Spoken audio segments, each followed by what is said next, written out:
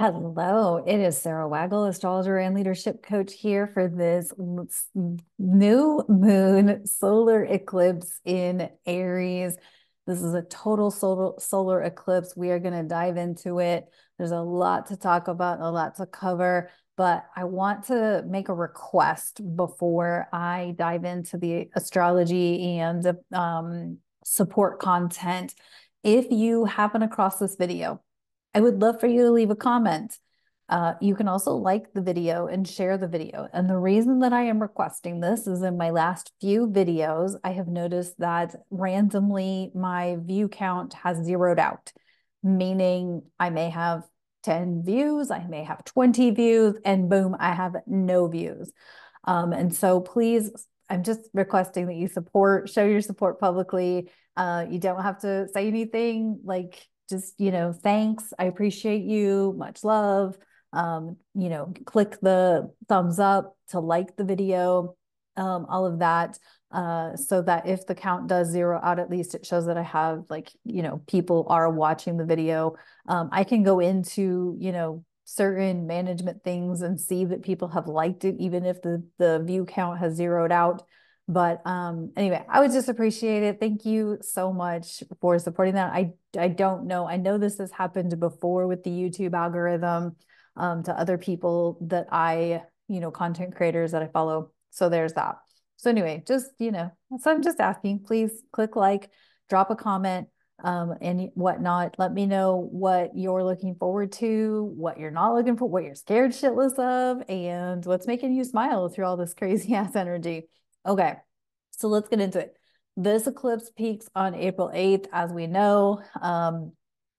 If you are paying attention to any kind of astrology or even the media, this is a topic of conversation, but I'm here to paint the picture a little differently because I think the fear mongering is a little bit overdone.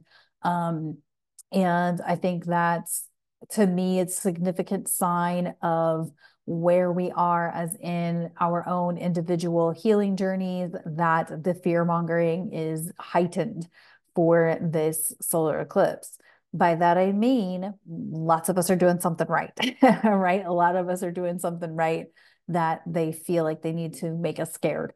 I don't feel like there's much reason to be scared. I think be prepared, be responsible, know that it's Mercury retrograde, and do all of the flexibility, adaptability things. But I don't think I think it's going to be a beautiful event, to be honest with you. And so there's that.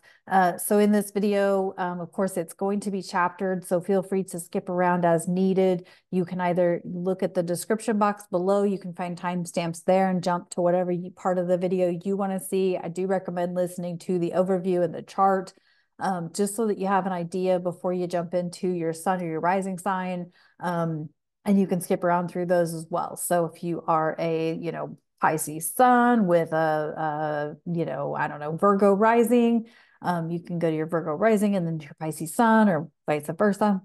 So you can, view the video however you would like. So if you don't want to go to the description box, you can click right down here. There's a little right down here where you would click to bring up the little time elapsed bar. And then it pops up and says, however much time, and then there's a white text here that might say introduction.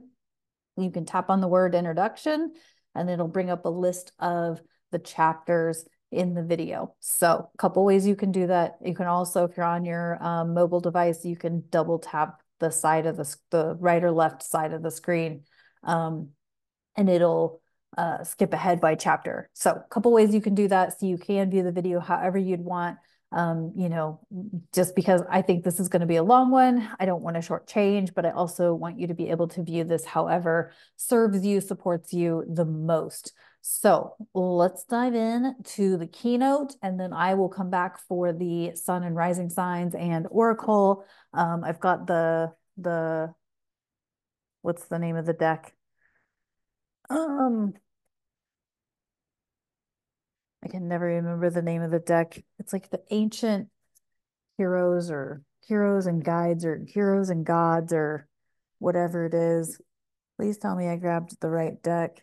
I did. Okay, there we go. Anyway, That's the deck we're working with. I do love the energy of this new moon. I will say this is not quite the moon to set intentions, or at least intentions you intend on taking action on immediately. This is kind of one of those like feel through the energy type of new moons. Like I said, Mercury's in retrograde. It's an eclipse. Lots of things are going to happen. We do have some big change up type transits ahead in the rest of April. So I feel like this is one of those like just take it in moments, and not particularly a take, set intentions and take action. This is more of a just be with the energy of it all, right? There's a lot of shit being revealed in the world right now. And so really just be with it so that you can kind of gauge where your system is. By that, I mean, where is your mental state, your emotional state, your spiritual state, your physical state in all of this? There's a lot happening very rapidly. And we have all planets direct other than Mercury until May, when Pluto will go retrograde. However, the big chunk of planets going retrograde does not happen until the end of June. So this is what happens when all planets go retrograde and they're moving. They're moving through the sky. So anyway, let's dive into the keynote, like I said, and then I'll be back for the sun and rising signs. Thank you so much for tuning in. Once again, please drop a comment, drop a like. I appreciate you so much. And let's do this.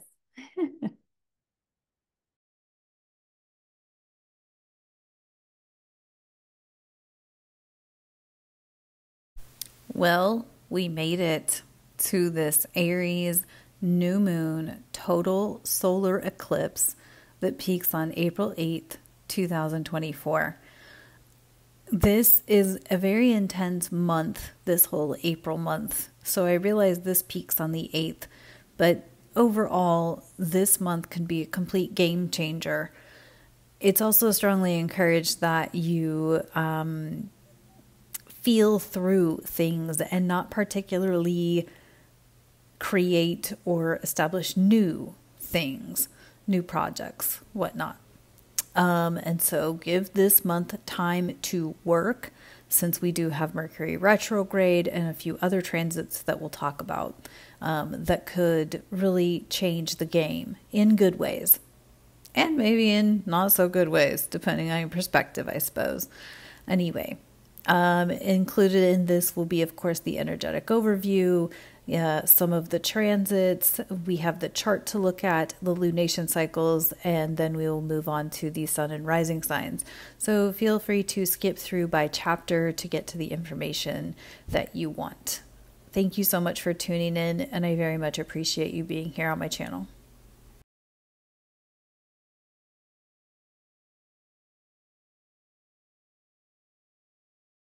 And as always, this is the energetic overview for this solar eclipse, new moon in Aries.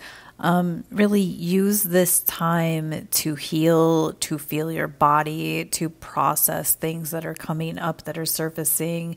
As not only this solar eclipse, new moon is going to conjunct Chiron, but Mercury, as it's moving in retrograde and then subsequently forward in May, it's going to conjunct Chiron a couple of times. It's also going to come close to conjuncting the North Node a second time. And so there's just a lot of opportunity to heal and feel and really tune in, and not so much take action, which sort of makes this a unique Aries season. But I feel like with the solar eclipse, the Mars being in Pisces, where he's not as strong, Mars is the ruler of Aries. I feel like we're just in a space where this Aries, while typically a forward momentum fire sign, is giving us forward momentum, but it's in a very mental and spiritual way versus a take action, take charge sort of way. Also likely you'll start noticing a much more drastic split in people around you, those who have been doing healing work, tuning in and identifying any of their abilities, their gifts, their superpowers, and those who are not and have not. And it's okay, no matter where you are, there's always an opportunity to, continue to do the work, continue to tune in. However, I think that we will all start to notice, if we haven't already, where the split lies and where the split is, and that's okay. It's really okay for us to coexist as a humanity, with some of us healing and growing and connecting, and others still being in the space of their woundings, being in that victim space. And it's okay no matter where you are with this. So I want to be compassionate, but I really also feel like if you are somebody who is still feeling into wounds, feeling into victimization, that this is a month where you could really almost self-reflect and almost be in a space where, you can really harness this energy, harness this Mercury retrograde, harness this solar eclipse conjunct Chiron, harness all of this energy to really catapult your own healing process. It's going to be a very powerful month, regardless of where you are on the spectrum of inner healing work. April will be challenging. There's going to be surprises. There's going to be twists and turns.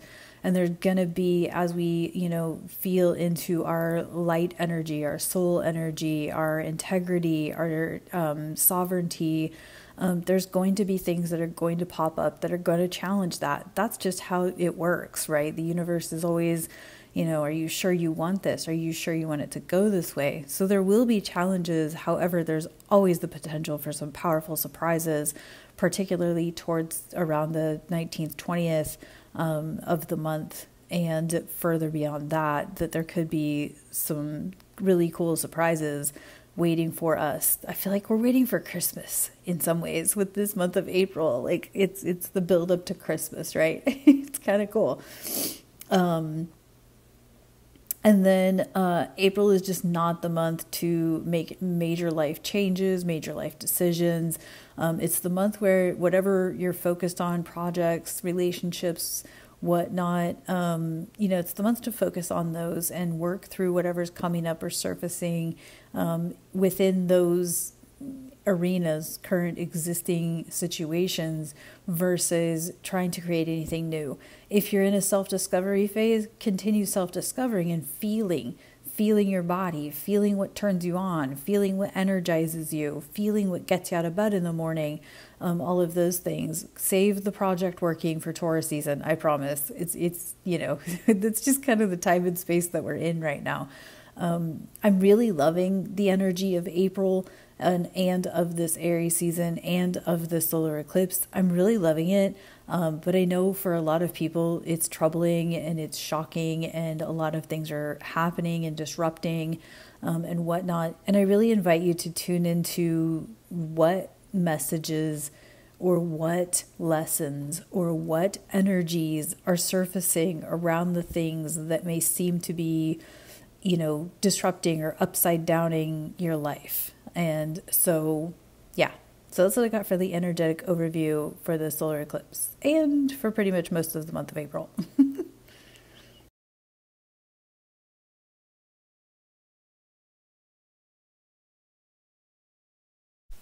All right, here is an overview of some of the major transits. Of course, tune into my regular moon astrology tarot videos where I go into more detail about these transits, but here's an overview.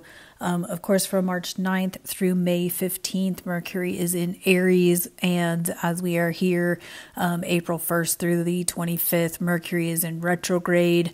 While he's in retrograde, he will have his inferior conjunction or cazimi with the sun. That's on April 11th. He will also conjunct Chiron. I didn't write the date in here, but again, tune into those moon astrology tarot videos and I'll go over that as it comes up.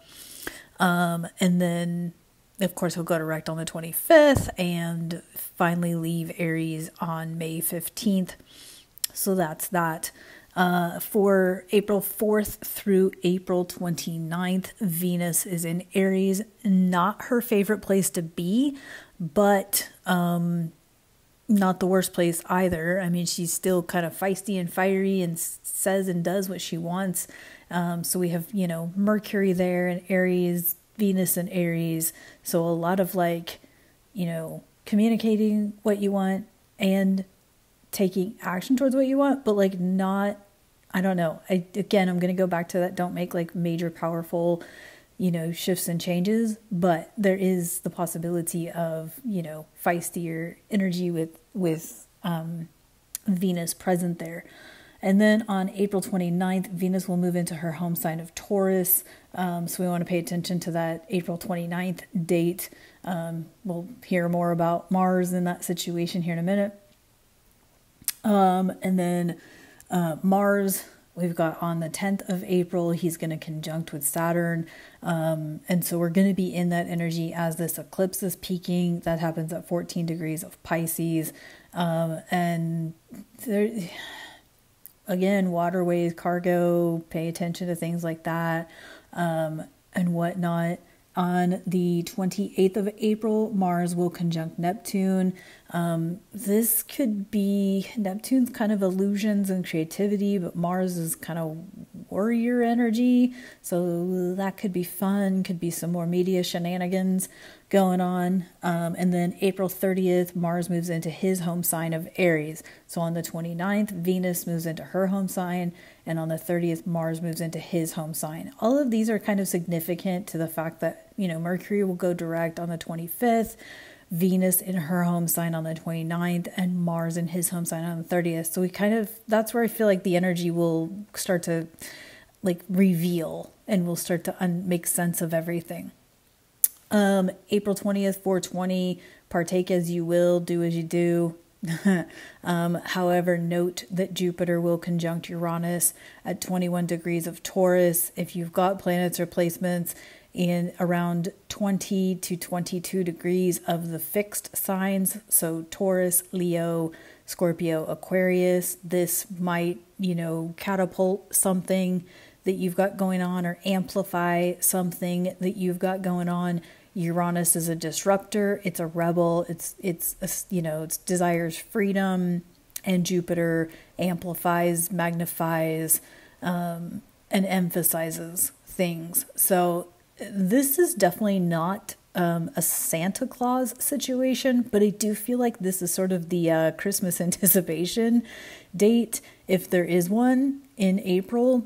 But I certainly don't see Jupiter as the Santa Claus planet, more of the, if you've done the work and you're ready to start something new, surprises in a good way could happen. However, if, you know, it could also be more challenging or detrimental if you've been dealing with a lot of stuff. But anyway, I feel like this is a really good transit.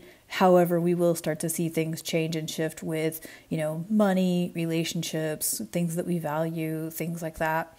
So it kind of just depends on where that Taurus situation is in your chart.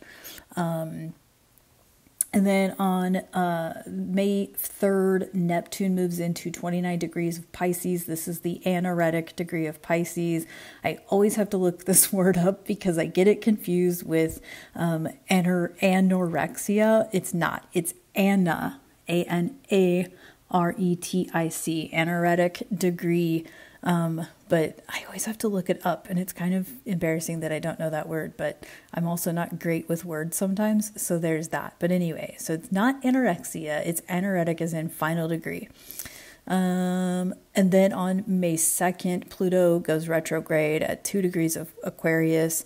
And then, of course, by September, he's going to move back into Capricorn for a hot minute before he sets himself into Aquarius for the long haul in November of this year.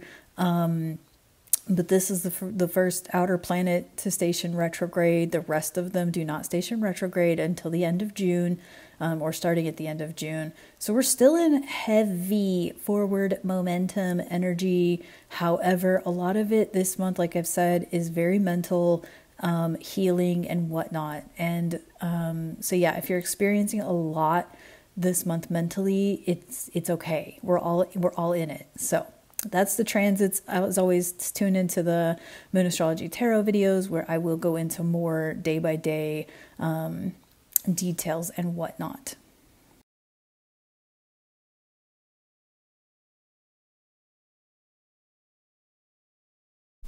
All right, so I wanted to do a bonus slide this new moon solar eclipse for Chiron because the solar eclipse is conjunct Chiron at 19 degrees Aries. We're going to see Mercury conjunct Chiron again, and it just felt important to talk a bit about Chiron. I'm not going to spend a lot of time here, but because I think it's something that you can research on your own and, you know, get the information on your own. However, the glyph is shaped like a K, like a key. And so it's the key to healing. It's the key to moving between, it's the key to shifting your whole life. Like, you know, healing your inner childhood wound, potentially a past life wound, is the key to, you know, it's the key to healing your life. He was a Chiron, Chiron, is a centaur or the great healer, the great teacher, but he could not heal himself. So, right, like it's kind of like the plumber who has bad plumbing or the psychotherapist who needs a therapist, like all of the things, right? He can heal him, he can heal others, he can support others, but he can't heal himself. Centaur is spelled Centaur. It's a mythological character. The bridge between Saturn and Uranus. This is really important. So Chiron is an asteroid. He orbits between Saturn and Uranus. He has an oval-shaped orbit, so it's not a circular orbit, meaning he dips between the Saturnian orbit and the Uranian orbit. So what's the difference between Saturn and Uranus? Saturn is Kronos in Greek mythology. Saturn is the Roman mythological counterpart. Saturn is time. Saturn is responsibility. Saturn is discipline. Saturn is also systems and structures and whatnot, and kind of like the rigidity of law and order and the rigidity of we must do the 9 to 5. We must do this life this way because this is how it's always been done, or this is how it's been done for the past however long. And then we have Uranus, is the freedom, the rebel, the shaker-upper, the disruptor. And so Chiron floats between these two, meaning that Chiron acts as sort of a bridge, a rainbow bridge. It's known as a rainbow bridge in some texts. And so Chiron's kind of this bridge between this rigid Saturnian life where we follow the rules of society, we follow the norms, the social norms, and then Uranus, where we disrupt and we rebel and we find our freedom, right? And with all of that following like moral code and whatnot, of course, right? Fighting our freedom doesn't mean we're going to go and like do nasty things to people. But with many people I know who listen to my content experiencing our Uranus opposition right now, it's like this opportunity to rebel. We're in our mid-40s, maybe you're in your 50s, maybe you're in your 60s, hell, maybe you're in your 20s or 30s, and you're already like, I don't want to do a day job. I don't want to do, a desk job. That kind of life sounds like it sucks. And it does, by the way. So, we're already tuning into this Uranian energy. And to move from the conditioning of, societal norms to the freedom and sovereignty of Uranus is healing our Chiron wound. So wherever Chiron is showing up in your chart. Chiron is the son of Kronos, which is the Roman counterpart of Saturn. Wait, did I do that backwards? I did. Kronos is the Greek counterpart to Saturn in Roman mythology. And then and Philyra, who is an Oceanic Okay, did I do this right? Oceanic Nymph, NYMPH. Couldn't really find a lot on her, but Kronos is obviously he was a leader. I do believe he was overthrown by Zeus. But Kronos, chronology, time, Saturn rules time and whatnot. You get into more Uranian things, and your concept of time tends to blur slightly. Know the house of your Chiron, so of your natal Chiron. So regardless of this Chiron situation, it's definitely, this Aries season is definitely highlighting Chiron. However, knowing where your Chiron wounding is, is it in the 7th house of relationships, and therefore you constantly have back and forth with various relationships or partnerships, or feeling balanced or whatnot. Maybe you have Chiron in your 2nd house, so you're constantly at odds with your self-worth and your value and whatnot. So maybe it's in your 4th house where you have issues with your mom or maternal figure, or your housing or foundation. It could be constantly sort of at odds with itself. So knowing your natal Chiron house placement can support you in healing this part of yourself, so that you can step into that sovereign Uranian freedom energy. So that's what I got for Chiron. I hope that's helpful. I hope that gives you an opportunity to go do some of the research on your own to learn more about Chiron and his, what he did, who he was, and also to research more into your own Chiron placement.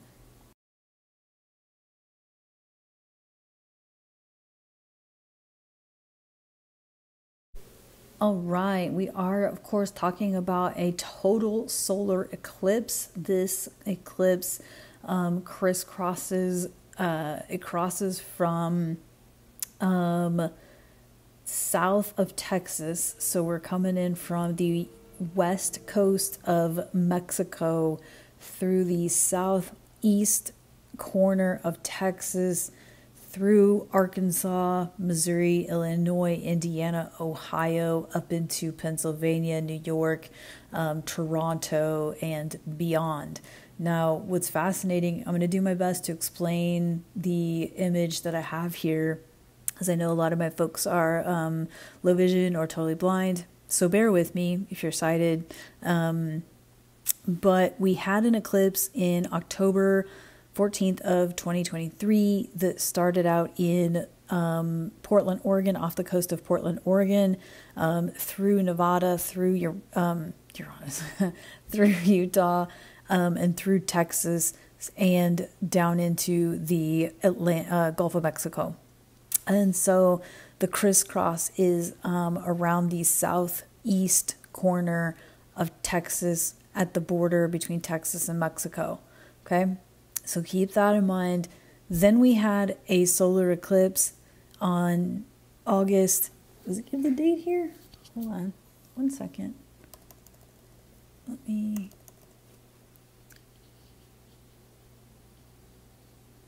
can't remember if it tells me the date on the image or not. Bear with me 1 second.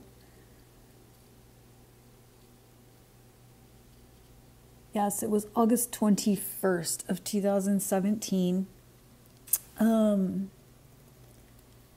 This was an eclipse that started out roughly in the same spot as the October 14th, 2023 eclipse. So off the coast of Portland, southern part of Washington state. This one went through what looks like Idaho, maybe even Wyoming, possibly Colorado, can't really tell. But this one went through Missouri, St. Louis, Carbondale, Illinois, and then through Tennessee, Kentucky, and that looks like South Carolina, and off into the Atlantic Ocean. Forgive me if my geography is not perfect. I'm doing the best I can. But anyway, the point is that it's crisscrossing. This one from August of 2017 crisscrosses this one on April 8th, 2024 in southern Illinois, right around Carbondale, just south of Carbondale, and whatnot. And so Now, let's put the pieces together here, because we have the solar eclipse occurring on April 8th. We have Mars conjunct Saturn in Pisces on April 10th, which Pisces rules oceans, it rules waterways. And so we've obviously already seen some waterway disruptions with cargo ships and whatnot. And so there's a lot of information I know on, or I've learned about what's going on in the St. Louis area and in Southern Illinois that I cannot share on here. Well, mostly due to censorship and whatnot. But there are plenty of videos you can go watch about the patterns and paths of these eclipses and what they could indicate. So I think it's gonna be super cool. This is a total eclipse. I'm going to hopefully be able to see it. Hopefully going to be able to take some pictures. I'm actually speaking at my local event about the astrology of the eclipse, and so kind of looking forward to this and potentially seeing planets. I don't get to see planets very often because it just takes a lot of magnification for me to do so, and so I'm kind of excited. I'm hoping that I am able to see this. But anyway, so we have two eclipses that started out at an apex on the far northwest corner of the United States, and the one went through southern into Texas, the other went through the Midwest into the southeast, and then this other one's making almost like an A line. So if you've seen like a capital letter A, a line across those two previous eclipses. So hopefully that makes some sense. It's kind of like a letter A slapped kind of diagonally from Washington down through the United States. What does this mean for the United States? United States also just experiences Pluto return over the past couple of years. So clearly the United States is going through some transformation. What I do like, though, is that these are solar eclipses, meaning light. And so, maybe it's bringing some light to the United States. And when you bring light to something, it reveals the shadows. So, what we see in the shadows. What else do I have over here? Texas, Missouri, and Illinois are the key areas just because of the crisscrossing that's occurring and whatnot. I pretty much said all of the dialogue I put on the chart when I was describing the image. Anyway, I hope that's helpful in understanding the paths of these eclipses, of this eclipse coming up. Do I think that on the date of things will be disruptive? Well, of course they will, because that would just be the nature of the universe, right? However, I don't think there's any reason to be scared. Like, I think things are going to come as they're happening, right? We have Pluto in Aquarius now. And, it's just bringing about a change in the energy, right? So eclipse or no eclipse, there's changes in the energy happening. There's exposure happening. Things that don't align with the greater good of humanity are happening. So anywho, that's what I got for the solar eclipse patterns. I hope that makes some sense. Love to hear your comments down below about how this may resonate with you, and if you're going to get to see it or not.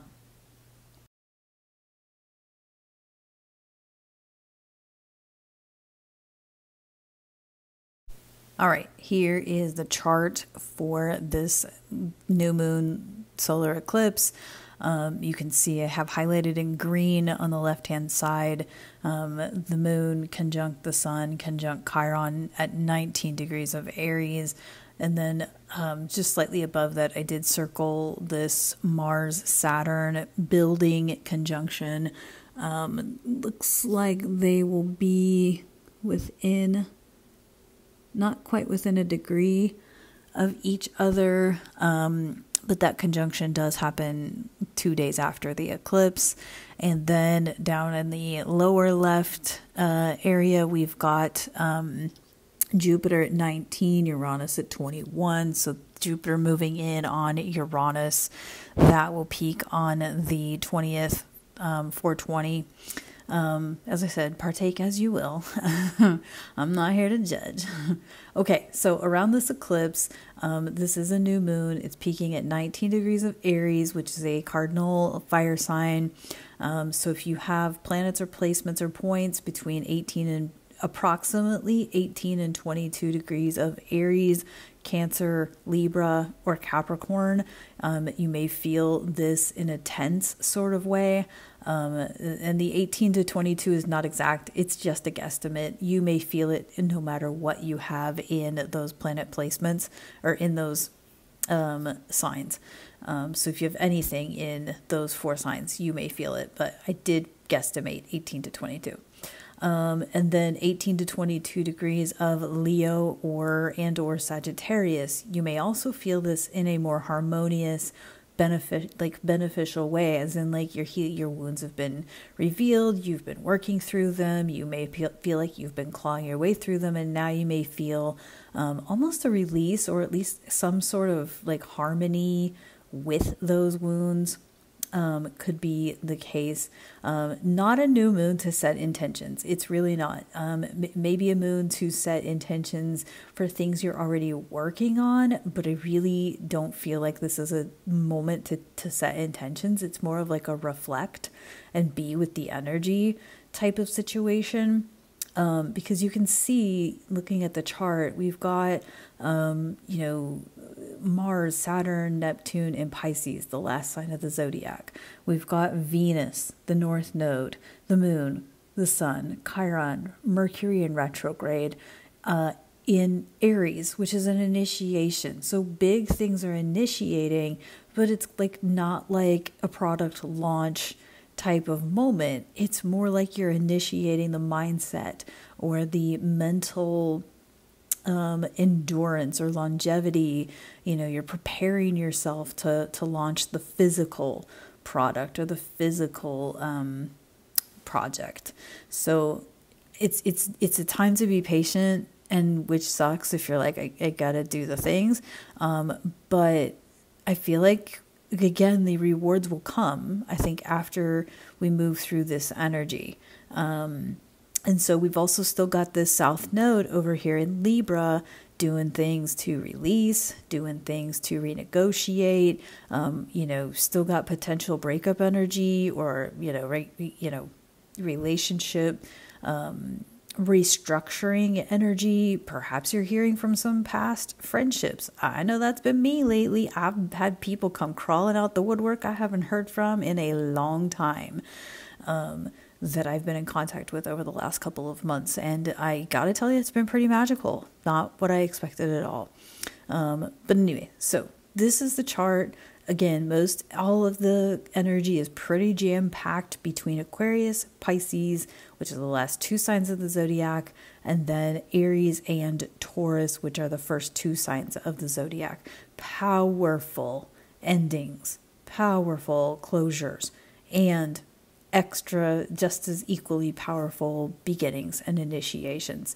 Stay the course on this one. And that's what I got for the chart.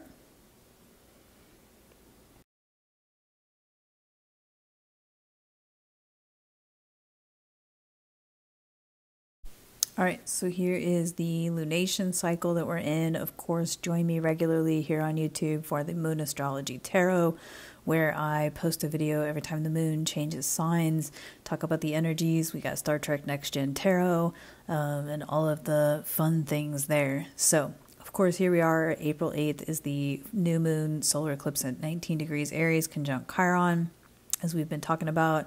On the 15th of April, we have the first quarter moon square at 26 degrees of Cancer. So there's that. And then on 4/23, just before Mercury stations direct, Venus, just before Venus enters her home sign of Taurus, and just before Mars enters his home sign of Aries, is the full moon at 4 degrees of Scorpio. This will square Pluto.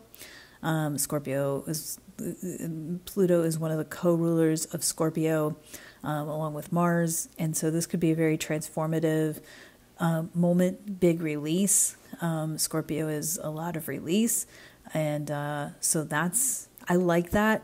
It sounds really weird because I typically don't like Scorpio moons, but I like it because it's coming on the heels of all of this April energy and all of what's coming through. And so it gives you this like full moon perspective to make the changes, make the transformations, and whatnot. So I actually do like the energy around this full moon on the 23rd of April. May 1st, we have the third quarter square moon at 11 degrees of Aquarius. And so, you know, gotta love Aquarius. That's all there is to say about that. And then on May 7th, we will have a new moon at 18 degrees of Taurus. I noted the time here, 22:22 CDT. I use military time on one of my devices where I got that from, and I love that this is 22:22 for the Taurus new moon, because we will, by May 7th, we'll kind of be through a lot of the energy, and hopefully be in a place where we can set some earthly intentions to actually make shit happen, and whatnot. So I really love this lunation cycle. It's gonna be tricky energy, but I think, you know, once we get through the other side of it, it's gonna be really good. So hang on through it.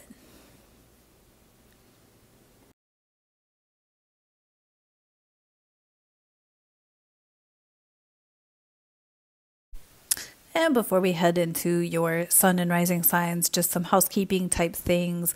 Of course, regularly on my YouTube, you can catch the Moon Astrology Tarot. I've mentioned that several times in this video. Also, my new series, Admiral Sarah Chronicles, where I talk about science nonfiction and basically take science fiction shows, movies, blah, blah, blah, and relate it to this work, whether it's astrology, emotional intelligence, or the age of Pisces, Pluto and Aquarius type energies and whatnot, and kind of just like what we can learn from science nonfiction. And then my new series, the Zodiac Tea Tasting.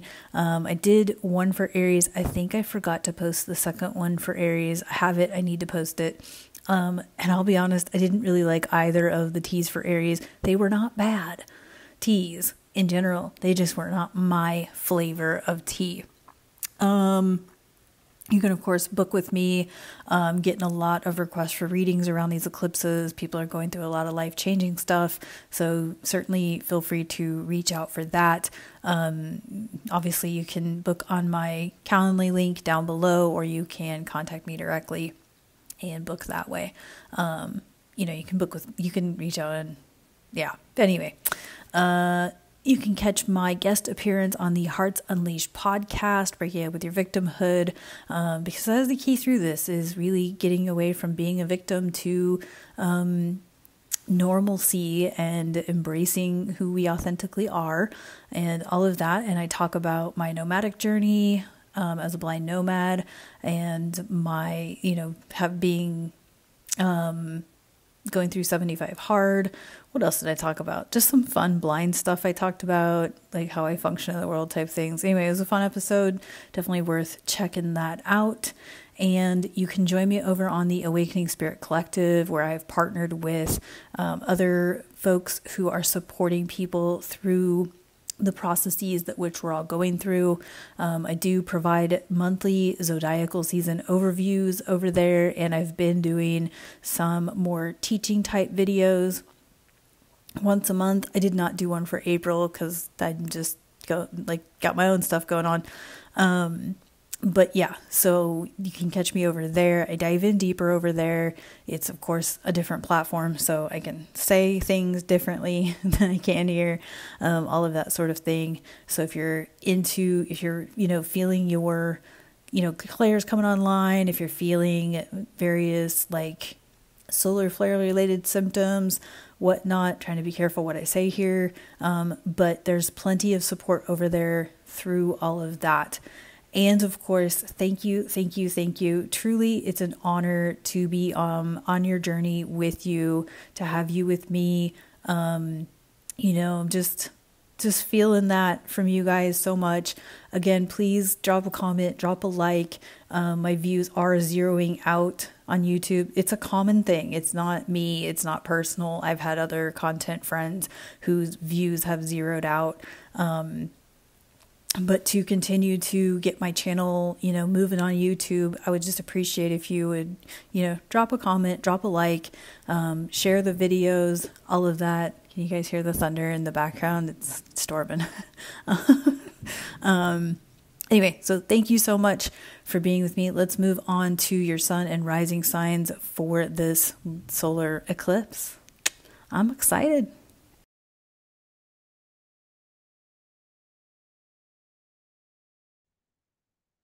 All right, welcome back to your sun and rising signs portion of this video. Again, this part is chaptered. You feel free to jump around to your sun sign, your rising sign, and however you would like to break this down for yourself, or whoever else you may be listening for. Yeah, so again, you know how to do that. Let's jump right into Aries. So Aries, obviously you're going through it. This is an eclipse in your first house. Mercury's in retrograde in your first house. Chiron's involved. And you also have all of that concentrated energy in your 12th house and the South Node in your 7th house. And of course, the upcoming Jupiter-Uranus conjunction in your 2nd house. So it's all about you and finding your self-worth, in your relationship to yourself, to other people, and to God, source, spirit, universe, however you define that for yourself. And it's almost like you could be really shifting in a lot of relationships just based on, like, you realize that you connect more with your spirituality and you feel like you need to be with people who more align with that. Maybe you realize that a relationship that you've been in is not valuing you at your highest and best, and you're feeling like you need to let that go. That's that Jupiter Uranus situation. And I feel like, Aries could be the breakup sign. And I don't mean breakups as in romantic breakups. This could mean a renegotiation of a current romantic relationship, but this could also be with work. This could also be with friends, with coworkers, and even just yourself, and like reevaluating how you value yourself. And so, highly encourage just doing a little personal reflection to, check in, like, how do you value yourself, and are your relationships in all aspects and capacities in alignment with your own value of yourself.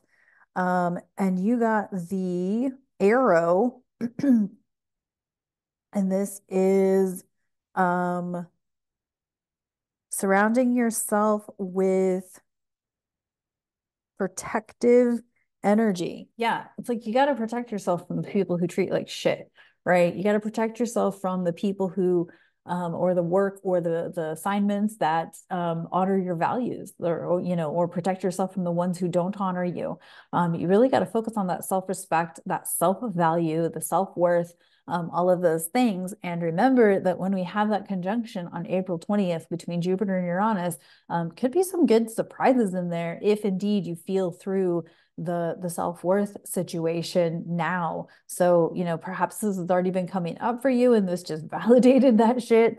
I really think this is just all about, like, protecting yourself from the things that devalue you, that don't honor your worth, and allowing yourself to open up to the people and relationships that do value you, at the level that you can value yourself. And also make sure that you're giving yourself that value, that compassion, that grace, the forgiveness, like whatever it is you're feeling through in this moment. That's what I got for Aries. Taurus, this is your forecast for the total solar eclipse, Aries new moon on April 8th. This eclipse, the eclipse Mercury retrograde, Chiron situation is happening in your 12th house. The heavy Pisces energy is your 11th house. And of course, the Jupiter Uranus conjunction is in your first house, which means the South Node's in your 6th house. So you could be releasing some disempowering routines or habits, health habits, work routines, work relationships, your relationship to your health and fitness, things that disempower you, are up for evaluation. that can then connect you to this spiritual relationship that you have, or maybe like some karmic cycle disruption with this Aries 12th house situation with the solar eclipse Mercury retrograde. Remember, this Mercury retrograde is really helping us to utilize the eclipse to reflect on what the eclipse is digging up and bringing up. And it could be around groups, communities, and technology with all the Pisces energy in your 11th house. And also there may be like this new launch of a new appearance for you, like you're changing up your whole appearance.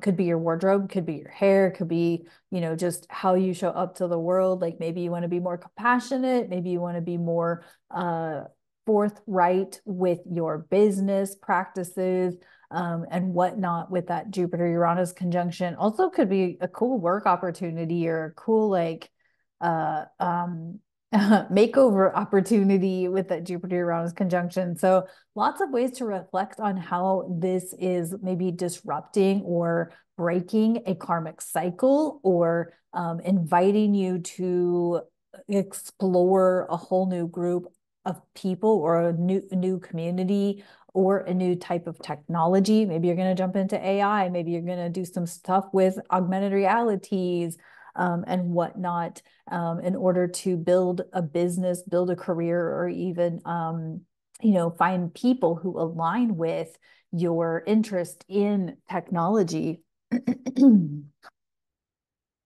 um, and you have Lord, and this says, take charge with authority. Yeah, absolutely.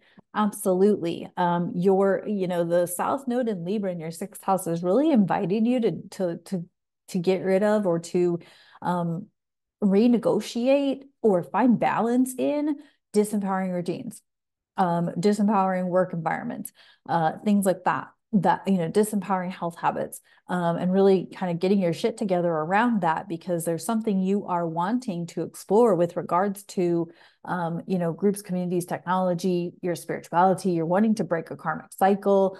Maybe it's around like breaking a generational, multi-generational chronic health-ish type something or other. I don't know. I can't answer that. I'm throwing that out there just because of the way the astrology points to. But I can't answer like particularly what that is. But my point is like, you're clearly breaking up a cycle here, and but you've got to do some work around, or reflection around, being the empowered person to control your routines, control your work environment, your coworker maybe situation, however that may be fitting for you. So that's what I got for Taurus. Gemini, this is your forecast for the Aries new moon total solar eclipse on April 8th. Gemini, you're certainly gearing up for some big changes. Not only do you have this Jupiter Uranus conjunction in your 12th house, but Jupiter is going to be moving into Gemini in mid-May-ish. And so there's definitely a gearing up for something to come through. Of course, the Aries solar eclipse, Chiron, Mercury retrograde situations happening in your 11th house, which is groups, communities, and technology. So maybe something to do with a social group or a community building project, maybe something around technology. And of course, the Saturn Mars situation in Pisces is in your 10th house. So that's about your career. So perhaps you are pursuing a career in a community venture or community endeavor, that's going to shift your whole trajectory. And then as your Jupiter Uranus conjunction happens, like that door just opens wide up, and then you can get ready for that Jupiter to be in your first house and really, light up the world and amplify the work that you've been up to with regards to, moving your career forward, finding the right people to support your career, and whatnot. All of that could be happening for Gemini. And you got the the Hunter, and this is track down your, hold on, did I really say? Yeah, track down your fears and desires. Oh, yeah, because here's the thing. The South Node is in your fifth house. The North Node is in your 11th house. So it's really like letting go of things that aren't fully what you desire. And again, that could like completely shift your groups of people, your communities, and who you chill with, because you're like, I don't even really care about this shit. I was just hanging on because this group of people, but I don't, it's just not enough sustenance to hang on to because um, it's not fully fully fulfilling fully fulfilling what I desire. And so this could be like, tapping into some creativity and releasing something around like, okay, I'm not able to fully express my creativity in this group, so I gotta look for, this other group, or bring in or attract in this other group that can support me in my creative adventures. So that's like that for Gemini. All right, Cancer. This is your forecast for the Aries new moon solar eclipse on April 8th. Okay, so this solar eclipse with Chiron and Mercury retrograde is in your 10th house.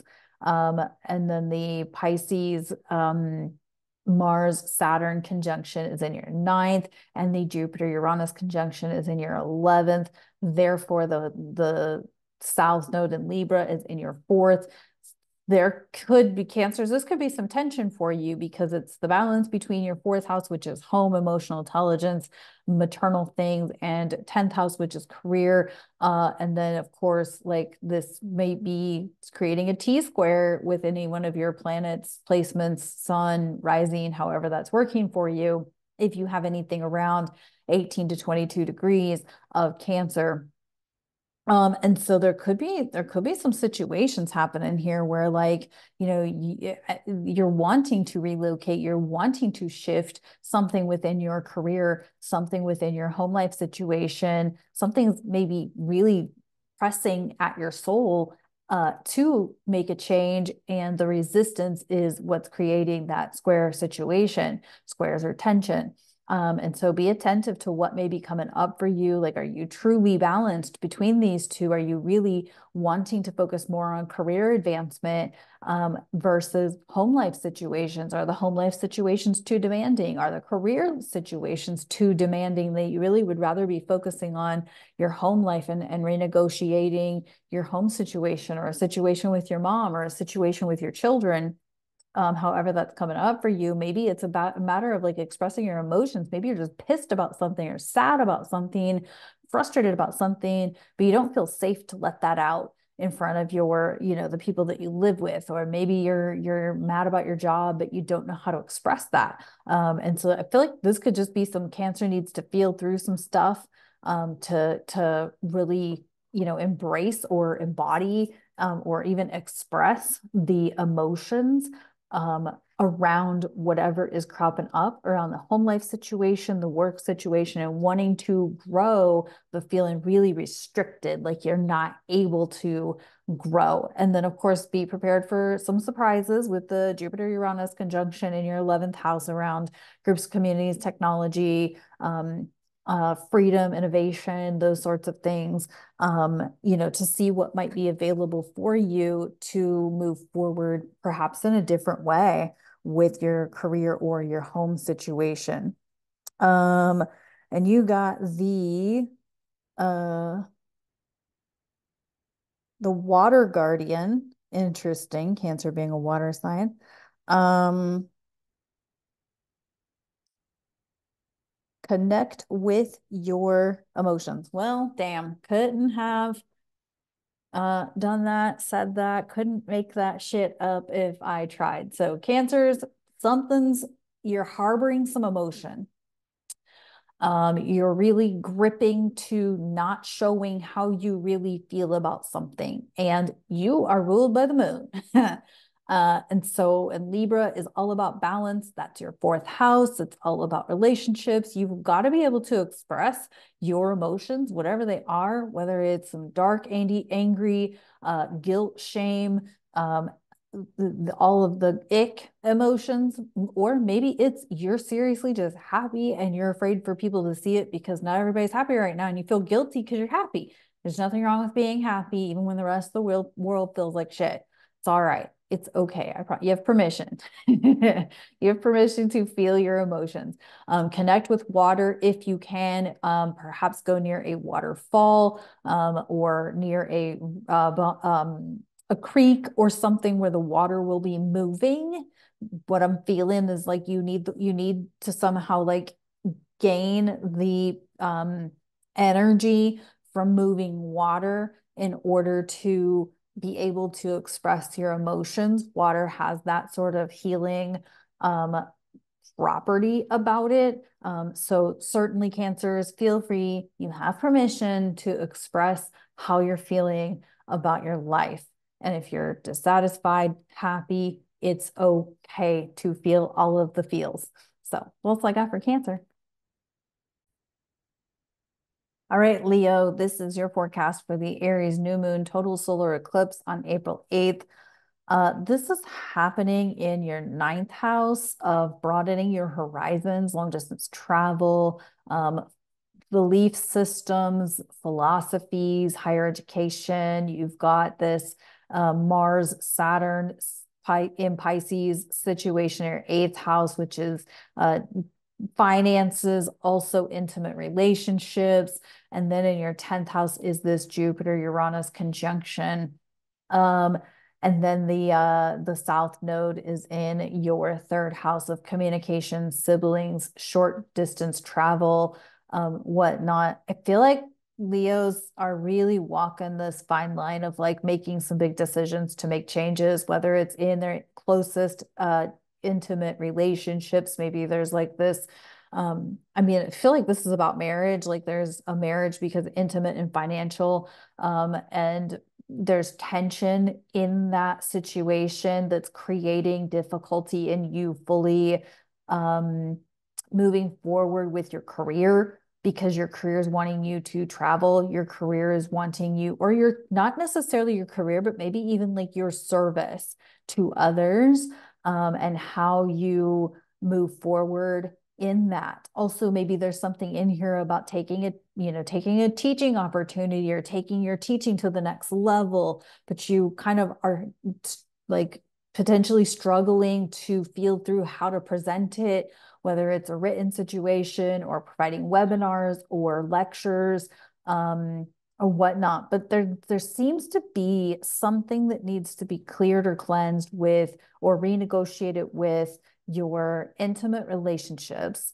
that leads to an up level or a surprise in your career, public achievement, long-term goals, and whatnot. And that may be you traveling or you relocating in a long distance way. And maybe you need to start small with the communication and the local travel, but it's going to lead to long distance travel ultimately. So I kind of hope that makes sense. I feel like Leos are kind of on the struggle bus because like I said, it really feels like it's a marriage or that level of a relationship like a contractual relationship that's potentially holding you back from really pursuing the things that you want. This could also be like your own uh resistance to transformation that is keeping you from embracing where you can go, what you could open the opportunity for if you just surrender to the transformation that's right in front of you. Ooh, I like that for Leo. We'll see what's up with the cards. Um, Yeah. Wow. Shaman, trust in higher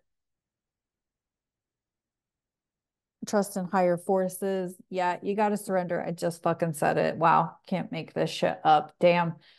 Trust in higher forces. Something is calling you and you know it, and you're really like at a crossroads of how to proceed, but you know what you need to do. It's the resistance. And so I really invite you to surrender.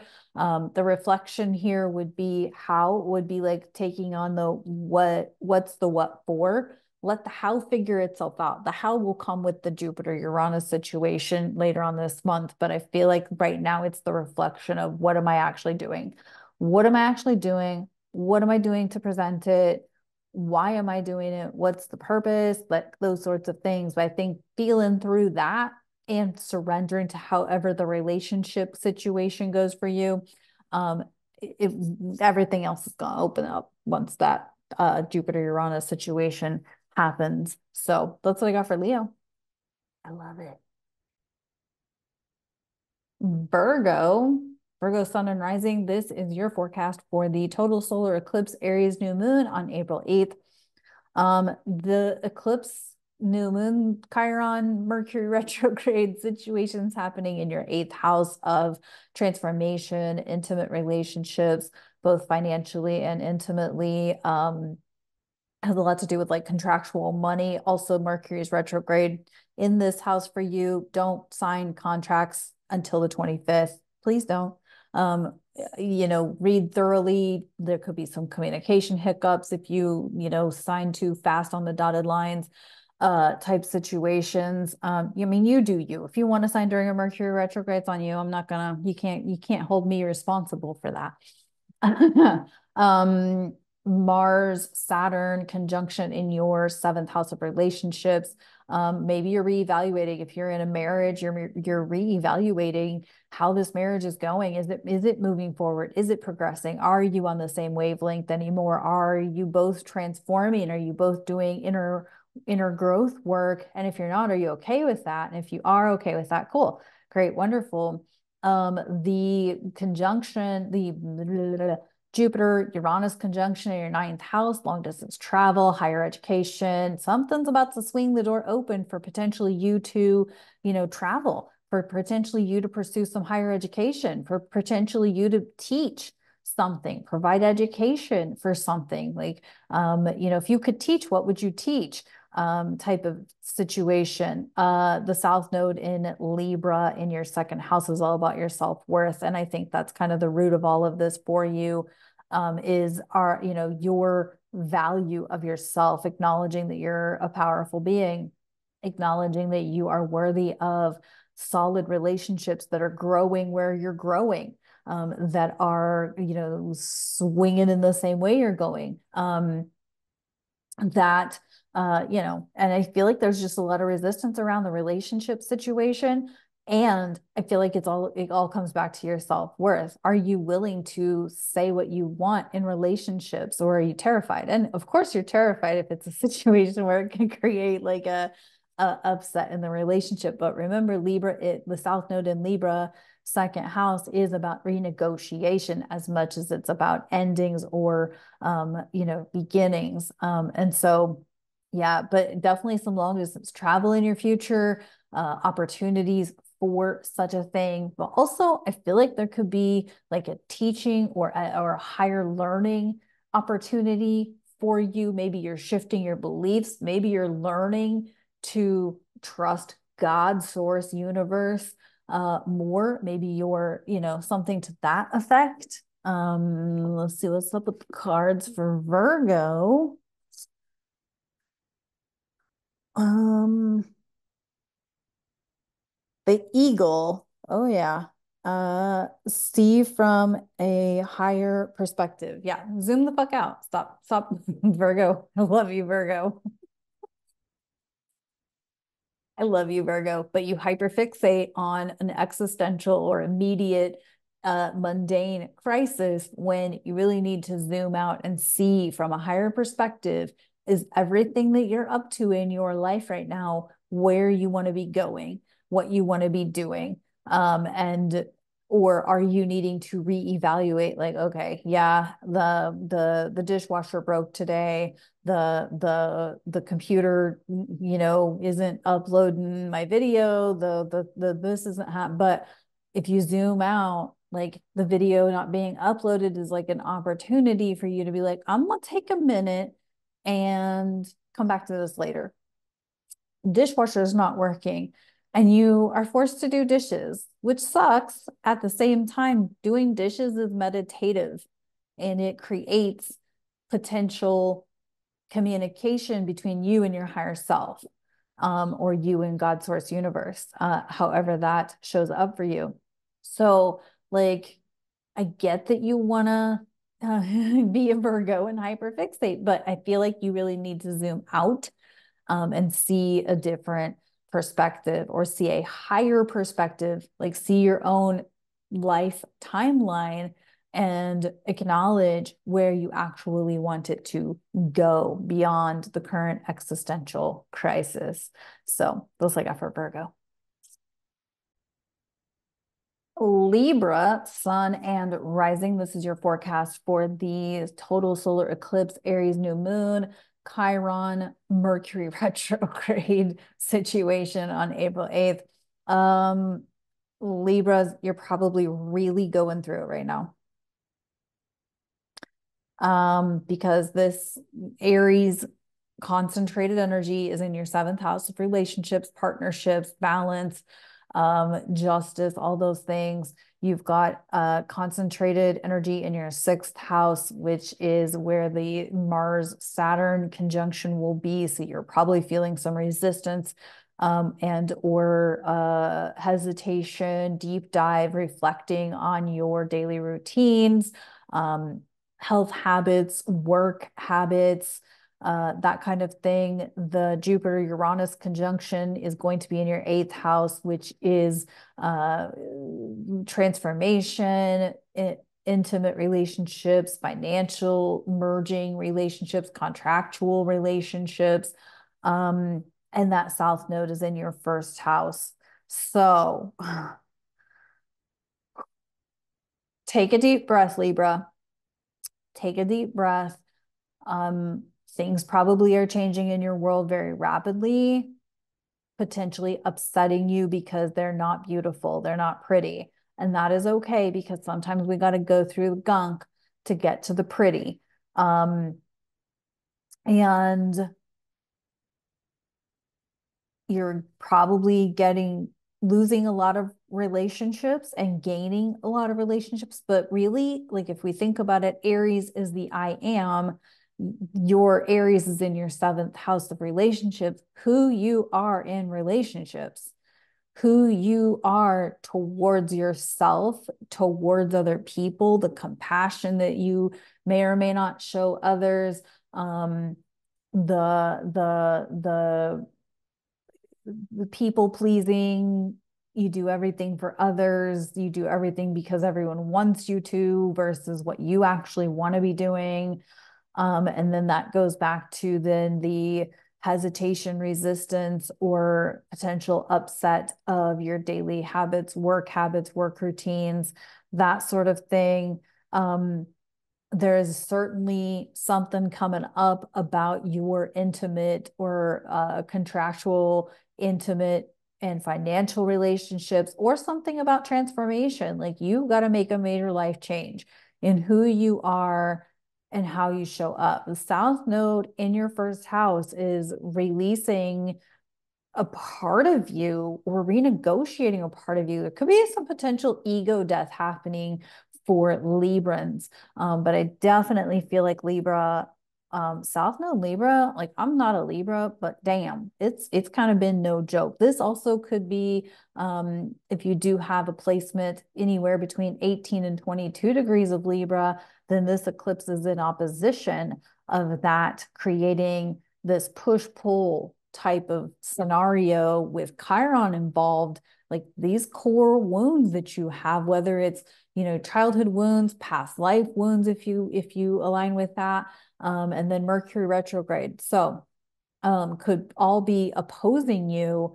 And there's this, there's so much push pull that like don't rock the boat now. Like let it all sink in and settle like through you without like I mean, talk about ultimate like adaptability, flexibility. It's all going to be okay, Libra. But you're definitely going to need to settle yourself down to feel through all of the everything that's coming up and out for you. Um, okay, Libra, you got the shapeshifter. Well, transform and transform and unveil your gifts. Yeah. Yeah. Libra, because you are the ultimate people pleaser. You're the one who's gonna like do what everybody else wants to do before for yourself. You hide yourself. You hide your gifts from people. You hide your intellect. You hide your, I mean, you are an air sign. There's got to be some intellect there and some intellect around art or some intellect around beauty. You know, let us see you. Let us see you. If you tend to be one of those people who shape shifts depending on who you're around, like maybe it's time to just be authentic around everyone. And you know, like be yourself, be authentic, be real. It's okay. That's going to show and reveal who loves you, who wants you to be around. But you got to be real with yourself and all of that. So that's all I got for Libra. Scorpio, sun and rising. This is your forecast for the Aries new moon total solar eclipse on April 8th, Chiron, Mercury retrograde, all of the things happening in your sixth house, which is daily routines, health habits, work habits. And then you've got the Chiron, or sorry, the Mars Saturn conjunction in your fifth house of creativity, heart's desires, inner childhood wounds. And then you will have the Jupiter Uranus conjunction in your seventh house, which is partnerships, relationships, and whatnot. The South Node is in your 12th house. And I feel like Scorpio was stepping into it, right? Like this whole new era of authenticity, this whole new era of discipline around your creativity, around you know, keeping your inner child at, well cared for. There we go. And tuning into what that inner child can offer you as far as what you bring to your career, what you bring to your relationships, that playfulness, that even if it's that gothiness or darkness about you, and like you're safe to bring that to relationships, you're safe to bring that to the work that you do. And then the South Node in your 12th, karmic cycle endings and whatnot. So, I mean, this really could be pointing to like you stepping into a whole new career path because you're like, I'm me. This is who I am. I have dark humor. I joke about, you know, morbid things. I joke about sexual things, like however this shows up for you, Scorpio. I feel like there's just this like, you know, you being you and you just that bringing in the work, whatever work you're looking for, you're wanting, that bringing in the relationships that you want. Personally, as a Scorpio rising, I'm pretty excited to have a Jupiter around this conjunction in my seventh house because yeah, um, friendships, partnerships, you know, even if this is a romantic for me, I'm open to that shit as well. But it all comes back to being joyful, playful, having fun, and doing this work and loving doing this work that I do. Scorpio, you have um the animal guardian. Trust your instincts. Yeah, like I can't make this shit up. These cards are nailing it this week. Um, this is definitely like trust your instincts. You have an innate ability to penetrate a situation psychologically, intimately, but like you have this like ability to see through bullshit and trust yourself. If something's feeling good in your gut, go with it. If it's like feeling like a pit in your belly, don't go with it. Like, and be real about it. Like, you know what? As good of an opportunity as that sounds, I don't feel good about it, so I'm not going to take it. And trust me when I tell you, people are going to think you're batshit crazy. That's okay. Right? Because you're going to feel like, I feel like Scorpios feel in their body. And I don't know if it's just because I have Scorpio, where my Scorpio is in my chart, but I feel like a lot of Scorpios feel stuff in their body, but they ignore it. And we're all guilty of that to some degree or another. But I would say trust your instincts, trust what you feel in your body. If something makes you feel however it is, like if it's lightweight, feel joyful, feel like you can be real and authentic, then I say take it. But if you feel like there's any level of restriction in your expression, I would say avoid it. That Mercury retrograde in your sixth house, you're really going to be reevaluating either something to do with your job, your work, or something to do with your health habits. So definitely tuning into your body and feeling your body is going to be important for Scorpios. So Sagittarius, sun and rising. This is your forecast for the new moon total solar eclipse in Aries on April 8th. This eclipse plus Mercury retrograde plus Chiron is happening in your fifth house, which is inner child, wounds, heart's desire, self-expression, creative expression, whatnot. However, Sagittarius, you also have this Mars-Saturn conjunction in Pisces in your fourth house, which is home life, foundation, emotional intelligence, maternal issues, things like that.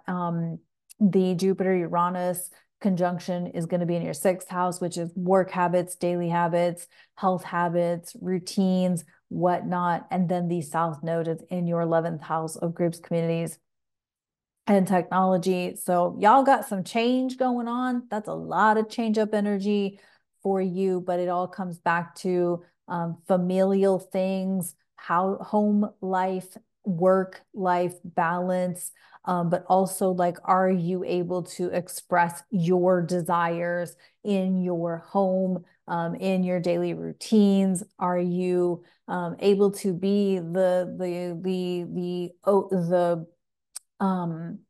optimistic, energetic Sagittarius that we all look for from you?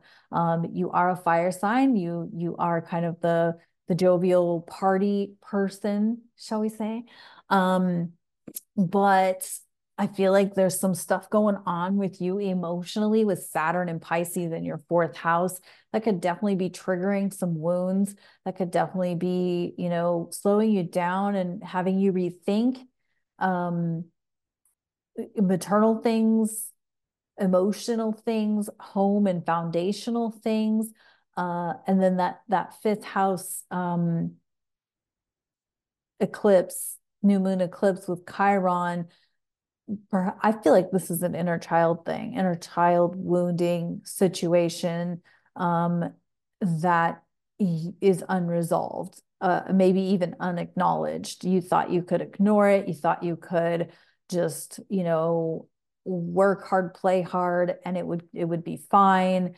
And it's not fine, right? And it's really coming in and playing a role in your life right now, and it's showing up to be healed, to be worked with. So for Sag, we got the Trader. Um,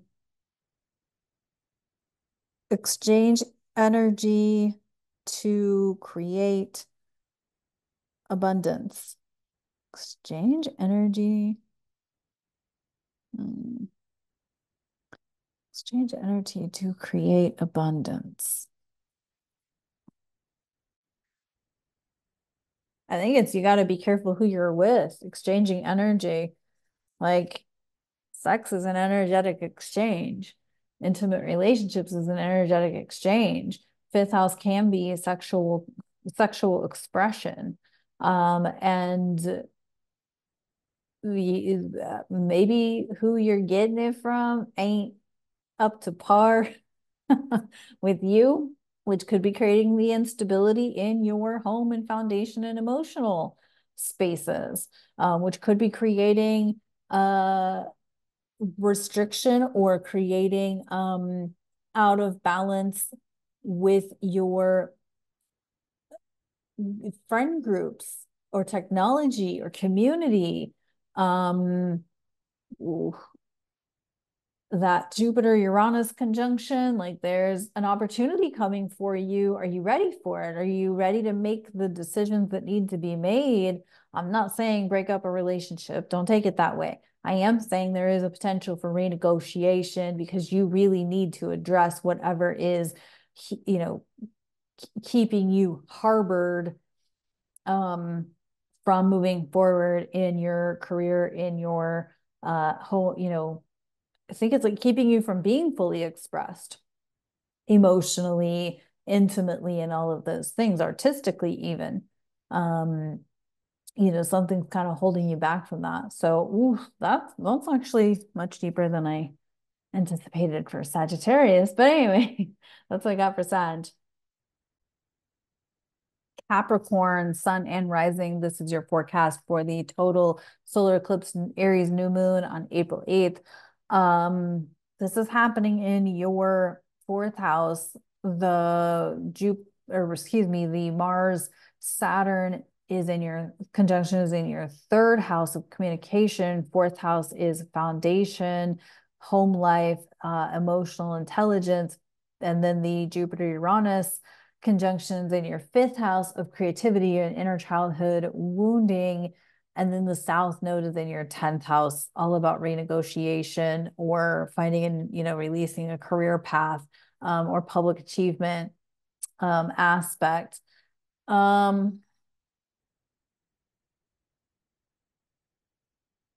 I mean, for sure, some stuff popping up about emotional intelligence or mommy wound, maternal wounding, maybe something awry with your relationship with your mom or your home foundation situation. You potentially are feeling resistance to communication or short distance travel with that Mars Saturn in your third. However, the breakthrough is with your inner child wounds and or creativity, self-expression, whatnot with that Jupiter Uranus conjunction later this month. And then you're certainly in a reevaluate, renegotiate, rebalance, or even reconfiguring your public achievements, your career goals, and whatnot. So this could also be squaring, creating even more tension for you if you have Capricorn placements between 18 and 22 degrees approximately. And so, there's definitely something there with that tension being brought up. I know you thought Pluto being out of your first house would clear it all, but no, not so much. And now Pluto's in your second house of self-worth and value. So there's that. Capricorn, you got the Earth Mother. Oh, well, and I did mention mother woundings.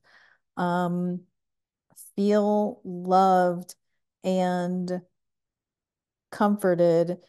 Yeah, and sometimes when we're feeling through our woundings, it's not from the person who we were wounded by that we get our healing. We get our, it's connecting to the earth. It's connecting to spiritual, a spiritual guide or guard, like guardian angel, that can kind of enact or act that role, even if it's you reparenting yourself, with the guidance of the guides, spiritual guides. So definitely connecting to Earth, Mother Earth, knowing that you are loved and comforted, and all of the things. So that's what I got for Capricorn,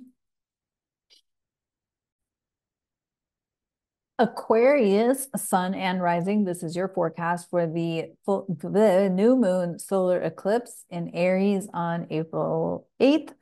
Of course, we have Chiron present, Mercury retrograde present, and this is in your third house of communication. So Aquarius, mouthiness, keep it in check, right? Aquarians like to express their opinions.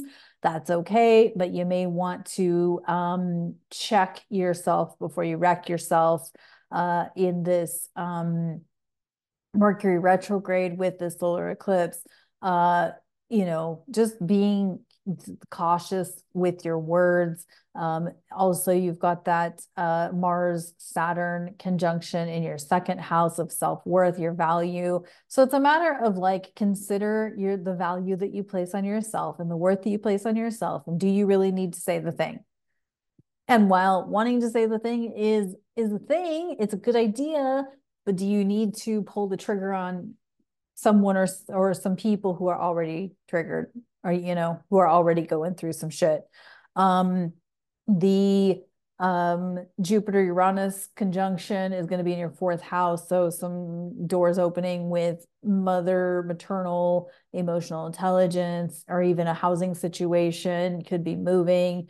Maybe something's just sort of shifting in your housing situation, redecorating possibly, whatnot. However, the South Node is in your ninth house, so you're considering traveling, you're considering higher education, but it's also kind of on the back burner, or at least being reevaluated, to see maybe like what opens up with your housing situation is going to kind of like give you the guidance for the travel or educational role. You also could be jumping into some teaching, like with that third house, ninth house situation between the nodes right now, and the solar eclipse and Chiron. Like, what can Aquarius teach the world? What can we share? What's the wisdom? Aquarius is about wisdom. Like, what's the wisdom that Aquarius could be teaching? And I feel like this is while we've got these nodes here,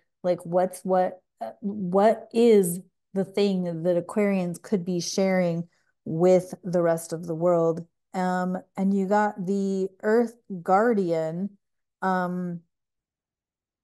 which is stay rooted and grounded. Yeah, I feel like this Aries energy with Mercury retrograde, the solar eclipse with Chiron, Aquarius also likes to kind of be off in la la land sometimes, because we just like to be up in the clouds. But I feel like with this, it's like, stay rooted, stay grounded, make sure that you remember that you are indeed living a human existence right now. And that, your mission is in being human and showing your humanity. And even that may actually mean that you're going to say the wrong thing at the wrong moment in time, right? So it's okay. You might make those mistakes. What I'm suggesting is like, keep yourself in check if you are able to. But if the opportunity presents and you feel like you need to just spout off about some shit, you may need to let it out, and maybe create a safe space so that you can do that in a productive way or in a safe way, so that you don't say it to the wrong person and completely muck up what could potentially be a good situation. So that's what I got for Aquarius.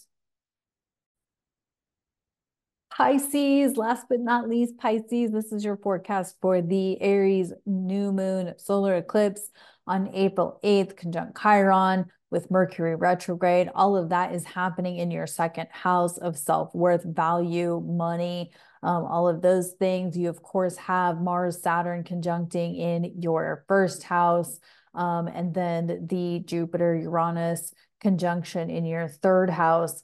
And then the South Node is in your eighth house. So you may be reevaluating some contractual relationships, money situations. You could be really going through it financially. It could be a beautiful thing, because it could be that you're, saying the right things, taking the right steps to increase your money flow. And also it's how you present yourself that may lead to surprising door openings come the Jupiter Uranus conjunction. But there's also something about self-worth and value within yourself, and acknowledging that, you are, the dreamer.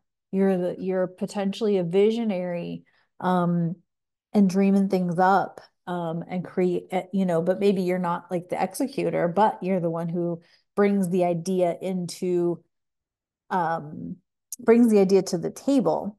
Um, you got the snake. Shed old skin. Yeah, for sure. Like this is that, like I'm feeling something about like the boundaries. Pisces doesn't usually have very good boundaries.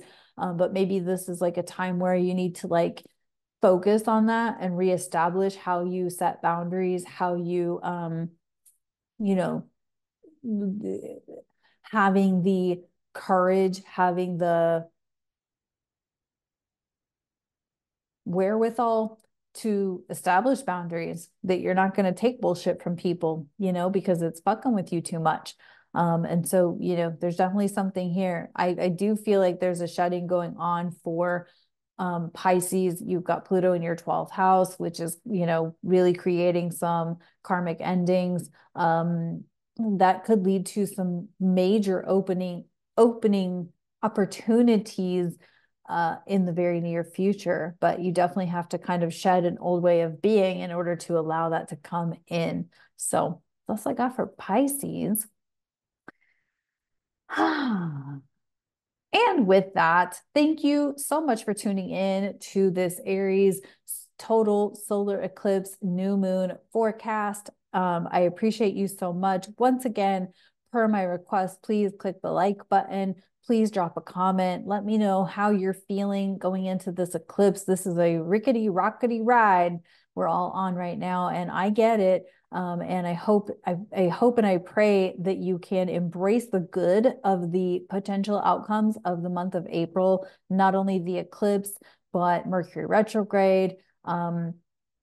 Just feeling through how it's showing up for you. You don't have to take any action right now. But just feeling through and doing a lot of journaling and processing will definitely support you through this entire month. So drop a comment. Let me know what you're thinking, feeling. Please like, please share, all of the things. And I appreciate you so much. Thank you for having me along on your journey. And I will talk to you on the next video.